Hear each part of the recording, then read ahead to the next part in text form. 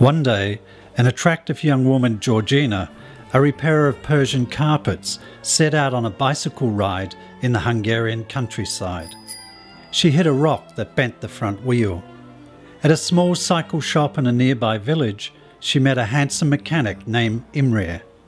They fell in love and married in a Jewish ceremony. It was 1943.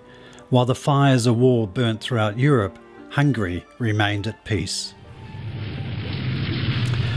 A few months later, Hitler invaded, and the SS began mass roundups and deportations of Hungarian Jews to death camps. In Budapest, where Georgina and Imre were now living, a reign of terror resulted in torture, rape and executions. Imre joined a small band of Jewish motor and cycle mechanics who had a bold idea to escape the slaughter that awaited them.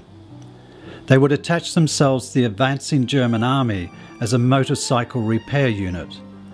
They disguised themselves as German soldiers, procured military-style motorcycles and rode off to the war front to service the Nazis' motorbikes. The safest place, they decided, was close to the enemy.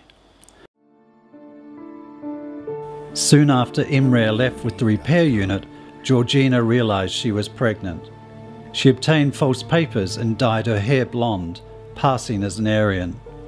Her mother disapproved and proudly wore the yellow Star of David. Her decision led to her being ordered to the depot in a city where she would be sent to a concentration camp.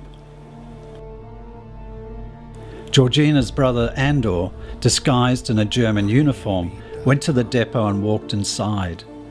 He withdrew a revolver and, speaking perfect German, harshly ordered his mother outside. Both escaped. Hiding in a small flat, Georgina and Andor passed as husband and wife. Georgina had completely lost touch with Imre. For months, brother and sister and their mother miraculously avoided capture by German search parties. Georgina gave birth as the Russians bombed Budapest. She went out into the snow to find food to save her starving newborn. Death and destruction was all about.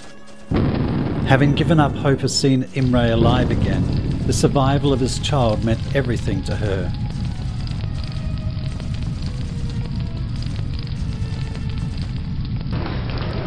Avoiding the rampaging Russian army, she stumbled into a large underground bunker filled with food.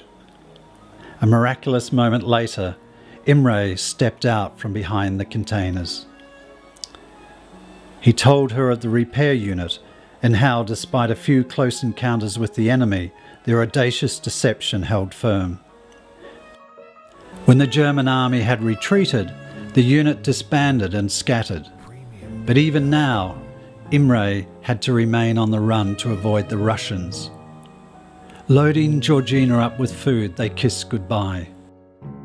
They did not know if they would ever see each other again.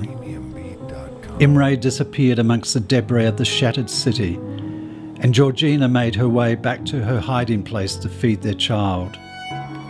They would only meet again when the war was finally over.